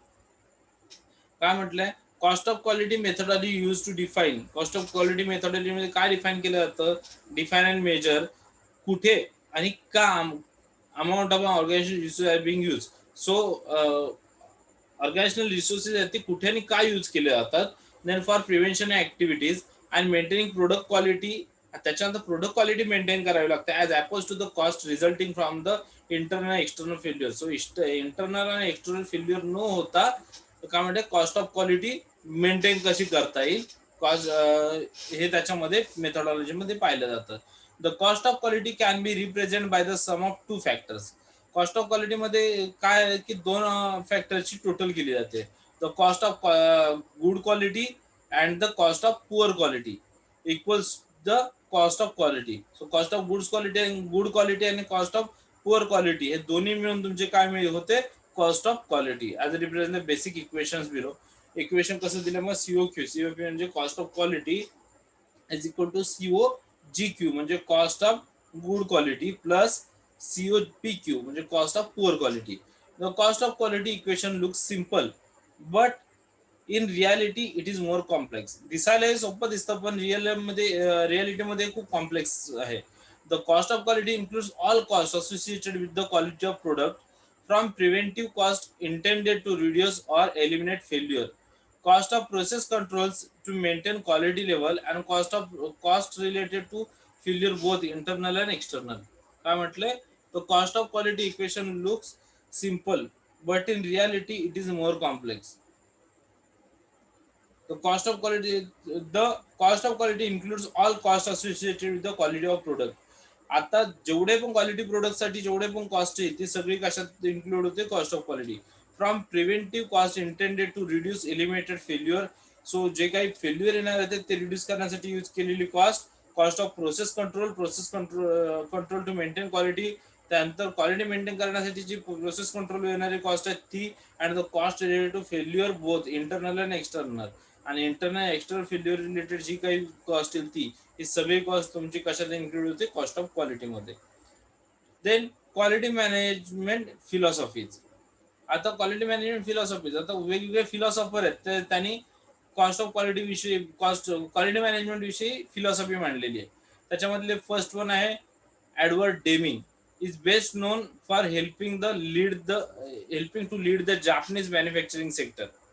आता Edward Deming जे कोण आहे त्यांनी काय म्हटलं, no the helping to lead the Japanese manufacturing sector out of run of world war 2 to becoming a major presence in the world market. So world war 2 नंतर आतापर्यंत Edward डेमिंगची जी काही मेथड आहे ती जापनीज मॅन्युफॅक्चरिंग मध्ये खूप मोठं काम करून गेले. The highest quality award in Japan, the Deming prize is name in his honour. त्यानंतर जपान मधला हायर क्वालिटी अवॉर्ड जो आहे तो डेमिंग प्राइज नावाने अजूनही दिला जातो. He is also known for his 14 point. त्याच्यानंतर हे एडवर्ड डेमिंग जे ते त्यांच्या 14 पॉइंट मध्ये लक्षात आहेत. कोणते, तर a new philosophy for competing on the basis of quality, for the Deming chain reaction and for the theory of profound knowledge. त्यांनी काय केलं तर काय काय डेमिंग चेन रिॲक्शन एक मांडलेली आहे आणि थिअरी ऑफ प्रोपाउंड नॉलेज एक मांडलेलं आहे. Read more about Deming's theory of profound knowledge at the mav website. त्याच्यानंतर या डेमिंग थिअरी विषयी जर तुम्हाला जास्त जाणून घ्यायचं असेल तर MAW माव वेबसाईट जी आहे त्याच्यावरती तुम्ही बघू शकता. ही ऑल्सो मॉडिफाईड द शेवट सायकल. त्याच्यानंतर त्यांनी शेवट सायकल सुद्धा मॉडिफाय केलेली आहे. मग त्याच्यामध्ये काय काय येतं तर प्लॅन, डू, चेक आणि ऍक्ट हे 4 गोष्टी त्याच्यात मांडल्या गेल्या. To what is now referred to as a Deming cycle. आता डेमिंग सायकल मध्ये काय आपण रिफर करतो तर प्लॅन, डू, स्टडी आणि act. Beginning in the early 1990s 1980च्या सुरुवातीला finally came to prominence in the United States and played a major role in quality become major competitive issue in American industry. 1980 ला काय म्हटलंय, it's United States played a major role in quality becoming. United States मध्ये ही जी method Deming Edward Deming जे आहेत त्यांनी खूप मेजर रोल प्ले केला होता. Become quality become major competitive issue in American industry. So American इंडस्ट्रीच्या कॉम्पिटेटिव्ह इश्यूवरती त्यांनी खूप महत्वाचा रोल प्ले केला होता. हिज बुक, त्यांची बुक आहे आउट ऑफ द क्रायसिस 1986 ला लिहिलेली, is considered a quality classics. त्याच्यामध्ये क्वालिटी क्लासिक्स सांगितलेले आहेत. Read more about doctor Deming and his philosophy at the W Edward Deming institute home page. So Edward Deming institute home page वरती तुम्हाला आणखी Deming विषयी वाचायला मिळेल. त्याच्यानंतर सेकंड फिलॉसॉफर आहेत Joseph Juran. Also assisted the Japanese in their reconstruction. आता हे सुद्धा जपान मधले आहेत. Juran first become well known in the quality field in US. आता जुरान हे क्वालिटी फील्ड मध्ये कधी माहिती झाले, कुठे माहिती झाले तर US मध्ये, as the editor of the quality control handbook. ज्यावेळेला त्यांनी त्यांचं क्वालिटी कंट्रोल हँडबुक लिहिलं 1951 ला. And later for his paper introduction the quality trilogy. while Deming's approach is revolutionary in nature, throw out your old system and adopt the new philosophy of his 14 points. So Deming एडवर्डच्या जी काही method होती त्याच्यामध्ये त्याच्या 14 methods मध्ये त्यांनी नवीन philosophy add केली. Juran's approach in more innovationary, we can work to improve your current system. जेनिमनी काय केलं की तुम्ही तुमचं करंट सिस्टम कसं इम्प्रूव्ह करू शकता याच्यावरती भर दिले. Deming refers to the statistics as being language of business, while Juran says that money is the language of business and quality efforts must be communicated to management in their language. काय म्हटलं, Deming refers to statistics as being language. डेमिंगने काय म्हटलं होतं, statistics ही तुमची बिझनेसची language आहे. पण जुरान्स काय म्हणतं, मनी इज द लँग्वेज, पैसे हे तुमच्या बिझनेसची लँग्वेज आहे of the business. And quality effort must be communicated to the management in their language. आणि क्वालिटी एफर्ट जे आहेत ते मॅनेजमेंट त्यांच्या लँग्वेजमध्ये कम्युनिकेट करतं. Read more about doctor Juran and his philosophy at the Juran institute website. Juran institute वेबसाईटवरती त्यांच्याविषयी तुम्हाला जास्त माहिती मिळेल. त्याच्यानंतर फिलिप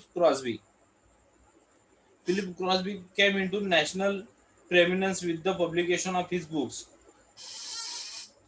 फिलिप क्रॉस्बी कधी लक्षात आले तर त्यांचे बुक पब्लिश झाले. तर क्वालिटी इज फ्री हे नावाचे बुक्स त्यांचं ज्यावेळेला पब्लिश झालं. He establish the absolute of quality management which includes the only performance standard. He establish the काय त्यांनी ॲब्सोल्यूट क्वालिटी मॅनेजमेंट जे आहे ते त्यांनी एस्टॅब्लिश केले आणि त्याच्यामध्ये त्यांनी काय इन्क्लूड केलं तर only performance standard is zero defects. So performance standard with zero defects हे जे त्यांनी त्याच्यात इन्क्लूड केलं. आणि बेसिक एलिमेंट ऑफ इम्प्रुव्हमेंट आणि त्याच्यामध्ये आणखी त्यांनी इम्प्रुव्हमेंटचे बेसिक एलिमेंट सुद्धा इन्क्लूड केले. Philips Crosby associated to home page, त्यांची ही माहिती त्यांच्या होम पेज वरून घेतलेली आहे. Then Armand Feigenbaum is credited with creation of the idea of total quality control in his 1951 book. त्यांनी काय केलं की 1951च्या त्यांच्या बुकमध्ये त्यांनी टोटल क्वालिटी कंट्रोलच्या आयडिया मेन्शन केलेल्या आहेत. त्यांच्या बुकचं नाव होतं quality control principle practice and administration. And his 1956 articles, आणि त्यांचा आर्टिकल होता 1956 total quality control. The Japanese adopted this concept and rename it company wide quality control. आणि जापानने काय केलं, ही जी कन्सेप्ट आहे ते ऍक्सेप्ट केली, अडॉप्ट केली आणि त्याला नवीन नाव दिलं company wide quality control. While it has evolve in total quality management in the US. आणि ती टोटल क्वालिटी मॅनेजमेंट मध्ये US मध्ये अजूनही इन्व्हॉल्व आहे. There are other major contribution to the quality field as known it today. The list of major contributor would include. आणखी काही philosopher आहेत की ज्यांनी क्वालिटी कंट्रोल मध्ये त्यांचं खूप मोठं कॉन्ट्रीब्युशन आहे. मग ते आहेत Walter Shewhart, Shingo, Genichi Taguchi, Kaoru Ishikawa and David Garvin. आता सिक्स सिग्मा क्वालिटी म्हणजे काय? Six sigma quality is defined as a programming aim at the near elimination of defects from every product, process and transaction. Six sigma quality काय define करते? a program aim at the near elimination of defects. So defects elimination करून for every product, process and transaction. प्रत्येक process, transaction आणि product मधले defects eliminate करणं हे काय आहे तर सिक्स सिग्मा क्वालिटीचं एम आहे. Development at Motorola, six sigma quality program have been adopted at many major corporation including GE. आता मोटोरोलाच्या डेव्हलपमेंटसाठी सिक्स सिग्मा क्वालिटी प्रोग्राम जो आहे तो अडॉप्ट केला गेला, including GE, Dow chemical and allied signal. So Dow chemical, allied signal and GE यांनी सुद्धा काय केलं तर सिक्स सिग्मा जो आहे ते यूज केलं डेव्हलपमेंटसाठी. When use as metrics, six sigma means doing things right. जर तुम्ही मॅट्रिक्स यूज करत असाल तर सिक्स सिग्मा जे आहे ते काय तर गोष्टी सरळ करणं किंवा डुईंग थिंग राईट, तर चुकीच्या गोष्टी सरळ करणं हे त्याचं काम करतं. So 99.9996% of the time 3.5 defects per million opportunities. मग त्याचं हे काय आहे, पर्सेंटेज काय आहे डुईंग थिंग राईट करण्याचं, म्हणजे चुकीच्या गोष्टी चांगल्या करण्याचं, तर 99.9996%. आणि त्यांचा per million opportunities 3.4 defects per million opportunities. प्रत्येक मिलियनला 3.4 डिफेक्ट्स ते फाइंड आउट करतं. Process performing at six sigma is classified by Harry six sigma. आता process performing at six sigma जे आहे ते हॅरीने क्लासिफाय केलंय. Six sigma a breakthrough strategy for profitability quality process, volume 31 number. So त्यांनी हे दिलेलं आहे.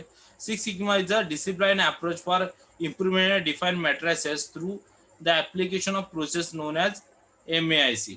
MAIC म्हणजे काय? Measures, analyse, improve, control. हे सगळं सिक्स सिग्मा मध्ये येतं. त्याच्यानंतर आता क्वालिटी कॅरेक्टरिस्टिक्स. क्वालिटी कॅरेक्टरिस्टिक्स कोणते आहेत तर फर्स्ट होम आणि क्वालिटी कॅरेक्टरिस्टिक्स. आता quality characteristics is a inherent characteristics of product that says something about as aspect of quality of the product. The use of set of quality characteristics is recommended as way to check for completeness of your test. It allows you to check that out of all the aspects of characteristics of system or package under test, careful decision has been made about whether or not to test this. आता याच्यामध्ये काय म्हटलं तर quality character is a inherent characteristic of product that says something about the aspect of quality of the product. So characteristics product characteristics म्हणजे काय की त्या particular प्रोडक्टच्या वैशिष्ट्यांविषयी किंवा त्याच्या स्पेशलायझेशन विषयी आपल्याला त्याच्यात सांगितलं जातं. The use of set of quality characteristics is recommended as way to check for completeness of your taste.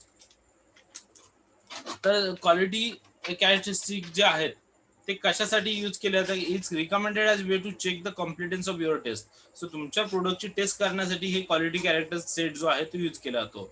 It allows you to check that, हे तुम्हाला अलाउ करते की out of all aspects or characteristics of system or package under test, की तुम्हाला सगळे त्याचे packages किंवा सगळ्या कॅरेक्टरिस्टिक्स सगळे ऍस्पेक्ट तुम्हाला चेक करण्याची परमिशन देते. केअरफुली डिसिजन कशासाठी की तुम्ही केअरफुली डिसिजन घेऊ शकता की एखादा प्रोडक्ट चेक करण्याची गरज आहे की नाही.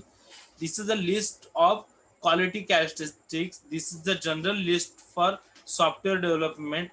For specific circumstances, specific quality characteristics can be of importance and the list can be expanded fit your specific situation.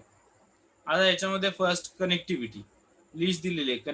Connectivity मध्ये काय येतं मग the ease with which an interface can be created with another information system or within the information system and can be changed. Connectivity म्हणजे काय the ease with which interface can be created with another information system or within the information system can be changed. आता याच्यामध्ये काय म्हटलं जातं की information जी आहे तुमची ती एकतर दुसऱ्या सिस्टम मधून घेऊन किंवा तुमच्या सिस्टम मधलीच तुम्ही ह्याच्यामध्ये काय करता तयार करू शकता किंवा चेंज करू शकता. Connectivity is tested statically by assessing the relevant measures such as standardization with the aid of checklist. The testing of connectivity therefore concerns the evaluation of ease with which a new interface can be set up or changed and not the testing of whether the interface operates correctly. The latter is normally part of the testing of functionality. Connectivity is tested statistically by assessing the relevant measures. Connectivity जी आहे ती test करून घ्यावी लागते with the aid of checklist, त्याची checklist सहित. The testing of connectivity therefore concern the evaluation of the ease with which interface can be set up your change. So testing कशासाठी connectivity मध्ये change हे connectivity का change करून घ्यावी लागते ते इंटरफेस सेटअप वर चेंज, तर काय काय चेंजेस झालेत किंवा काय काय सेटअप केलेत नवीन ते त्याच्यात समजले पाहिजे. And not the testing of whether and interface operate correctly. कारण आणि दुसरी गोष्ट टेस्टिंग नाही केलं तर मग हे जे नवीन ऑपरेट्स आहेत ते करेक्टली चाललेत की नाही कळणार नाही. The latter is normally part of the testing of functionality. Latter जे आहे ते तुमचं काय टेस्टिंग फंक्शनॅलिटीचं नॉर्मली पार्ट आहे. Then continuity, the certainty that the information system will be continue without disruption, that can be resumed within reasonable time even after serious breakdown. काय म्हटलंय the certainty that information system will continue without डिस्क्रप्शन. याच्यामध्ये तुमची information system जी आहे ती कोणत्याही breakout शिवाय continue चालू राहणं. That can B resume within a reasonable time. So तुमचा जो गरजेचा टाइम आहे इवन आफ्टर सिरियस ब्रेकडाऊन, की सिरियस ब्रेकडाऊन जरी असेल तरी सुद्धा तुमची सिस्टम आहे ती कंटिन्यू चालू राहिली पाहिजे. The continued quality characteristics can be split into characteristics that can be applied in sequence in the events of increasing description of the information system. काय काय तर reliability, the degree to which information system remain free of a breakdown. जर तुमचं continuous हे चालू असेल process, the degree to which information system remains free of breakdowns. So तुमची information system जी आहे ती फ्री राहील ब्रेकडाऊन मध्ये सुद्धा.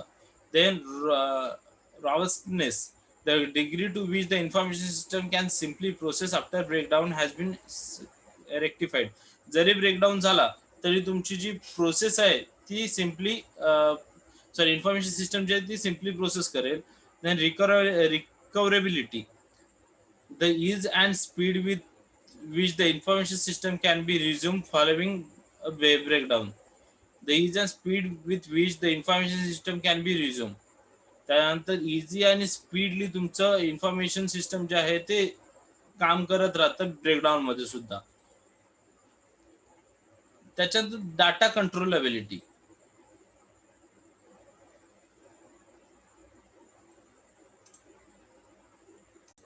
Hello. Next part is quality assurance can be defined as a part of quality management.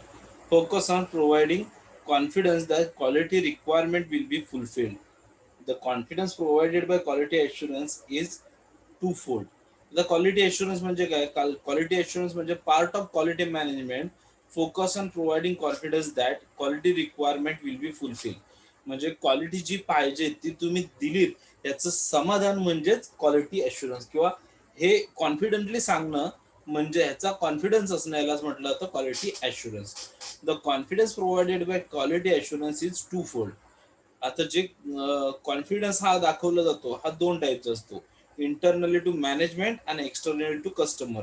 एक मॅनेजमेंटला असला पाहिजे तो कॉन्फिडन्स आणि दुसरा बाहेर बाहेर म्हटलं तर कस्टमर्सला तो किंवा गव्हर्नमेंट एजन्सीजला किंवा रेग्युलेटर्स, सर्टिफायर्स आणि थर्ड पार्टी सगळ्यांना असणं म्हणजे एक्सटर्नल पार्टीजना असणं अ सेकंड फोल्ड.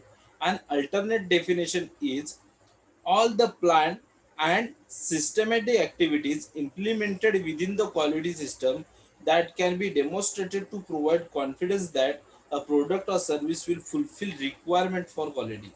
काय म्हटलं गेलंय? अँड अल्टरनेट डेफिनेशन, दुसरी डेफिनेशन त्याची काय आहे? All the plan and systematic activities implemented, ज्या काही तुम्ही प्लॅन केलेल्या किंवा काही सिस्टमॅटिक ऍक्टिव्हिटीज ह्या इम्प्लिमेंट करताय विदिन द क्वालिटी सिस्टम मध्ये that can be demonstrate to provide confidence, की ज्या तुमच्यामध्ये कॉन्फिडन्स क्रिएट करतात that product or service will be fulfil requirement of quality, की तुमच्या प्रोडक्टला किंवा तुमच्या सर्व्हिसेसला तुम्हाला हवी असलेली क्वालिटी मिळालेली आहे, त्यावेळेस त्याला म्हटलं जातं क्वालिटी ॲश्युरन्स. देन येतं क्वालिटी सर्कल. आता क्वालिटी सर्कल म्हणजे काय? conceptual quality circles can be described as a small group of employees. Conceptual quality circle can be described as a small group of employees of the same work area doing similar work that meets voluntarily and regularly to identify, analyze and resolve work related problem. काय म्हटलंय? Conceptually quality circle can be described as a small group of employees of the same work area doing similar work that meets voluntarily and regularly to identify, analyze and resolve work related problem. म्हणजे काय? Quality circle म्हणजे काय? तर quality circle can be describe as a small group of employees, म्हणजे एम्प्लॉईजचा छोटा group of the same work area, एकाच एरियामध्ये काम करणारा एम्प्लॉईजचा छोटा ग्रुप डुईंग सिमिलर वर्क, जे की एकच काम करतायत, that meets voluntarily and regularly, जे की व्हॉलंटरीली किंवा रेग्युलरली भेटतायत आणि रेग्युलरली टू आयडेंटिफाय करतात, analyse and resolve work related problem, आणि जे अनालाइज आणि वर्क रिलेटेड प्रॉब्लेम सॉल्व्ह करतात अशाच ग्रुपला म्हटलं जातं quality circle. This small group of every member of the circle participating to the full carries on the activities, utilization problem solving techniques to achieve control or improvement in the work area and also help self and mutual development in the process. This small group with every members of the circle participating to the full carries on the activities. आता हा जो group आहे, small group with every members of the circle participate full carries on the activities, त्या सगळ्या ऍक्टिव्हिटीमध्ये फुल ऍक्टिव्हिटीजमध्ये ते participate असतात. Utilising problem solving techniques, तिथे काय करतात ते की त्यांच्या प्रॉब्लेम सॉल्व्हिंग टेक्निक्स युटिलाइज करतात to achieve control or improvement in the work. So control मिळवण्यासाठी किंवा तुमच्या कामामध्ये वर्क एरियामध्ये इम्प्रुव्हमेंट करण्यासाठी ते करतात. And also help self and mutual development in the process, आणि हा सगळ्या प्रोसेसमध्ये ते स्वतःची सुद्धा डेव्हलपमेंट करून घेतात किंवा त्यांची स्वतःची सुद्धा डेव्हलपमेंट होते. The concept of the quality circle is based on respect for the human individuals. आता ही जी क्वालिटी कन्सेप्ट आहे ती कशावरती बेस्ड आहे, तर respect for the human individuals. So स्वतःला माणसाविषयी रिस्पेक्ट असणं as a against the traditional assumption based on suspicious and mistrust between management and its employees. So management आणि त्याच्या एम्प्लॉईज मधला जो पूर्वी ट्रेडिशनल सारखा गॅप होता तो न ठेवता इथे प्रत्येकाला रिस्पेक्ट दिला पाहिजे. लोअर लेवल मॅनेजमेंटला, सॉरी लोअर लेवल एम्प्लॉईजला सुद्धा तेवढाच रिस्पेक्ट आणि मॅनेजमेंटला सुद्धा तेवढाच. Then quality circle build mutual trust and create greater understanding between the management and the workers. Quality circle काय करतं, तर मॅनेजमेंट आणि वर्कर लोकांमध्ये एक म्युच्युअल अंडरस्टँडिंग बनवतं, म्युच्युअल ट्रस्ट क्रिएट करतं. Then corporation and not confrontation is the key element is its operations. Quality circle aims at building people. Quality सर्कलचं aim काय आहे, ती माणसं बनवणं, developing them arising genuine interest, त्याच्यात त्यांना डेव्हलप करणं, arousing genuine interest and dedication to their work to improve quality. Quality improve करण्यासाठी त्यांच्याकडून डेडिकेशन किंवा त्यांचा इंटरेस्ट त्याच्यात क्रिएट करणं आणि प्रोडक्टिव्हिटी वाढवणं, कॉस्ट रिडक्शन करणं, हे क्वालिटी सर्कलचे एम्स आहेत. Thus, we can say that a quality circle is a group of 5 to 8 employees performing similar work. काय म्हटलं क्वालिटी सर्कल म्हणजे काय, 5 ते 8 एम्प्लॉईज जे की एकच काम करतात, who volunteer themselves to meet regularly. ते स्वतःला रेग्युलर एकमेकाशी भेटतात आणि to identify the cause of their on the job problems. आणि ते काय करतात की जे काही प्रॉब्लेम्स आहेत जॉब मधले त्याची कारणं आयडेंटिफाय करून घेतात, त्याचे रिझन्स आयडेंटिफाय करतात. Employ advance problem solving techniques to reach solution and implement them. आणि त्याच्यानंतर ते काय करतात की ते employ advance problem solving techniques तिथे तयार करतात and to reach solution and implement them. आणि नंतर त्याच्याकडून इम्प्लिमेंट सोल्युशन पर्यंत पोहोचतात आणि ते सोल्युशन त्यानंतर इम्प्लिमेंट करतात. The concept is based on the premise that the people who do a job every day know more about it than everyone else and hence their voluntary involvement in the best way to solve their work related problem. काय म्हटलंय, the concept is based on premises that the people who do the job every day. आता ही concept कशावरती depend आहे, तर त्या अशा premises मध्ये जिथे ही लोक नेहमी काम करतात every day, know more about it than anyone else and hence their voluntary involvement in the best way, की त्यांच्यापेक्षा दुसरा कोण त्यांच्यापेक्षा जास्त सांगू शकत नाही असं, आणि voluntary involvement in the best way to solve their work related problem. आणि त्यांची एक इन्व्हॉल्वमेंट अशी असली पाहिजे, एक रिलेशन असते की त्यांचे असे कोणतेही वर्क रिलेटेड प्रॉब्लेम असले तर ते सॉल्व्ह करू शकतात. The quality circle concept provides opportunities to the circle members to use their wisdom. काय म्हटलंय, the quality circle concept provides opportunity to the circle member. Circle मेंबर्सला अपॉर्च्युनिटी प्रोव्हाइड करते to use their wisdom, की त्यांची डोकं, creativity किंवा त्यांचे ideas, त्यांचे experience bringing about improvement in the work. So कामामध्ये त्यांची आयडिया, त्यांचं स्वतःचं डोकं, त्यांची स्वतःची क्रिएटिव्हिटी लावण्यासाठी एक त्यांना अपॉर्च्युनिटी मिळते. Then improvement in the work they are engage by converting the challenges problem into opportunities and it contribute to the development of the employees and in turn benefits the organization as well. ते काय करतात, अशातून त्यांना काय chance मिळतो की जे challenging problem आहेत त्यांच्यातून त्यांना अपॉर्च्युनिटी तयार करायला एक वेळ मिळतो and it contributes the development of employees. आणि त्याचं कॉन्ट्रीब्युशन ते एम्प्लॉईजला डेव्हलपमेंट करण्यासाठी देतात आणि in turn benefits the organization as well, त्याचे बेनिफिट ऑर्गनायझेशनला सुद्धा होतात. The concept encourage the sense of belongingness in a circle member and they feel that they have important role to play in the organization. आता हे ही जी concept आहे त्याला त्यांना encourage करते त्यांचे सेन्स वापरायला सर्कल मेंबर्सना, आणि त्यांना एक फील येतो की त्यांचा ऑर्गनायझेशन मध्ये ते एक इम्पॉर्टंट रोल प्ले करतात. आता हे ऑब्जेक्टिव्ह ऑफ क्वालिटी सर्कल. मग क्वालिटी सर्कलचे ऑब्जेक्टिव्ह कोणकोणते आहेत, तर क्वालिटी सर्कलचे पहिला ऑब्जेक्टिव्ह आहे टू इम्प्रूव्ह क्वालिटी. पहिला ऑब्जेक्टिव्ह आहे to improve quality, then productivity, safety and cost reduction. Quality सर्कलचे ऑब्जेक्टिव्ह मधला फर्स्ट आहे to improve quality. Quality improve करणं, प्रोडक्टिव्हिटी इम्प्रूव्ह करणं, सेफ्टी इम्प्रूव्ह करणं अँड कॉस्ट रिडक्शन करणं, या गोष्टी ही पहिलं क्वालिटी सर्कलचं ऑब्जेक्टिव्ह आहे. सेकंड ऑब्जेक्टिव्ह काय आहे, to give chance to the employee to use their wisdom and creativity. So एम्प्लॉईजला त्यांचे आयडिया, त्यांचे एक्सपिरियन्स, त्यांचे थॉट्स मांडायला किंवा क्रिएटिव्हिटी दाखवण्यासाठी एक चान्स दिला पाहिजे, हे त्याचं सेकंड ऑब्जेक्टिव्ह आहे. Then third one, to encourage team spirit, cohesive cultures among different level and section of the employees.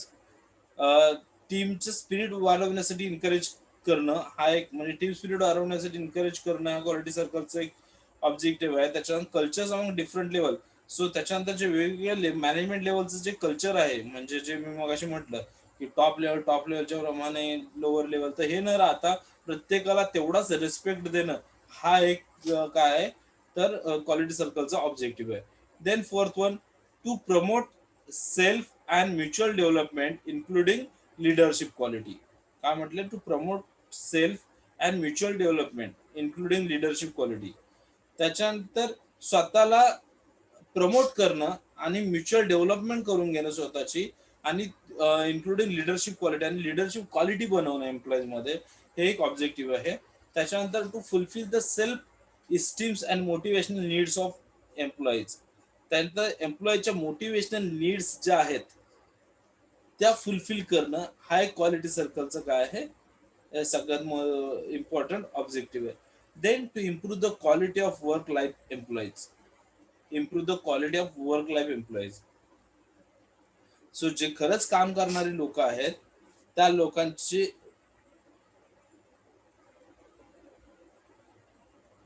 Working life जे आहे त्याची क्वालिटी इम्प्रूव्ह करणं, हे काय आहे क्वालिटी सर्कलचं ऑब्जेक्टिव्ह. असे क्वालिटी सर्कलचे टोटल आपण 6 ऑब्जेक्टिव्ह पाहिले. त्यानंतर लास्ट पार्ट जो आहे आपल्या युनिट मधला तो आहे इशिकावा डायग्राम. यालाच आपण इशिकावा फिश डायग्राम सुद्धा म्हणतो, fishbone diagram. So the fishbone diagram or Ishikawa diagram is a cause and effect diagram that helps managers to track down the reasons for imperfection, variation, defects or failures. Fishbone diagram म्हणजे काय की हे diagram मॅनेजर्सला मदत करतं की information, variation, defects किंवा फेल्युअरचे reasons काय आहेत हे ट्रॅक डाऊन करायला मदत करतं, की ते ओळखायला मदत करतं. The diagram looks just like a fish skeleton, म्हणजे माशाच्या सांगाड्याप्रमाणे, स्केल्टन प्रमाणे हे डायग्राम दिसते.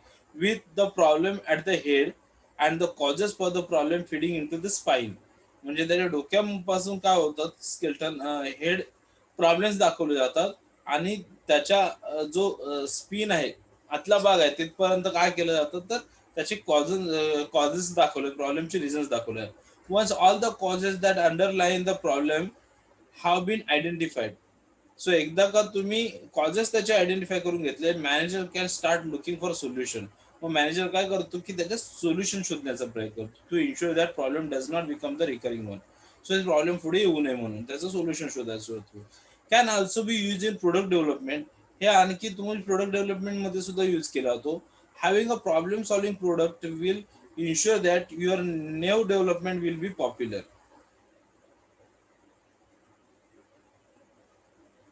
Provide people care about the problem you are trying to solve. The fishbone diagram strives to pinpoint everything that wrong with current market offering so that you can develop and innovate that does not have these problems.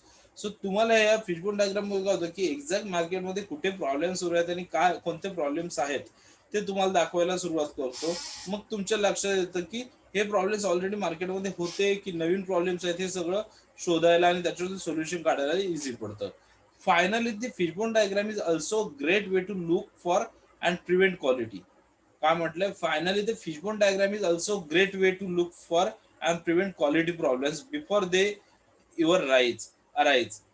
Fishbone diagram काय करतो, also great way to look for a prevent quality problem. So quality problem दाखवण्यासाठी तुम्हाला fishbone diagram मदत करतो. Before they ever arise, तो problem मोठा व्हायच्या आधी तो तुम्हाला दाखवला जातो. Use it to troubleshoot before there trouble. So तो वाढायच्या आधी त्याला बंद केला किंवा तो सॉल्व्ह केला जातो. And you can overcome all or most your teething trouble when introducing something new. So नवीन काहीतरी तुम्ही सुरू करायच्या आधी हे सगळे प्रॉब्लेम तुमचे मग सॉल्व्ह झालेले असतात एशिवा फिशबोनमुळे, आणि तुम्हाला नवीन काहीतरी इंट्रोड्यूस करता येतं. आता इथे तुम्हाला दिसतं डिफेक्ट्स. डिफेक्ट दिसलेले आहेत, ही लाईन दाखवल्यात. आता पर्सनल मध्ये इथे तुम्हाला कॉजेस दिले आहेत: shift, training, operations, blade, where, speed. त्याच्यानंतर मशीन्स मधले कॉजेस काय आहेत, पर्सनल मध्ये कॉजेस काय आहेत, मटेरियल मध्ये काय आहेत, मेथड्स मध्ये काय, एन्व्हायरमेंट मेजरमेंट मध्ये काय, ह्या प्रत्येकाचे कॉजेस तुम्हाला दिलेले आहेत आणि इथे तुम्हाला डिफेक्ट्स दिलेले असतात. हा असा असतो फिशबोन डायग्राम म्हणतात. आता हा तुम्हाला दिसतो फिशच्या स्कल्टन सारखा दिसतो, म्हणून याला फिशबोन डायग्राम असं म्हटलं जातं. ओके. सो इथे आपला थर्ड युनिट संपलेला आहे. याच्यात जर कोणाला काही प्रॉब्लेम असेल तर मला विचारा, अदरवाईज आपण स्टॉप करूया.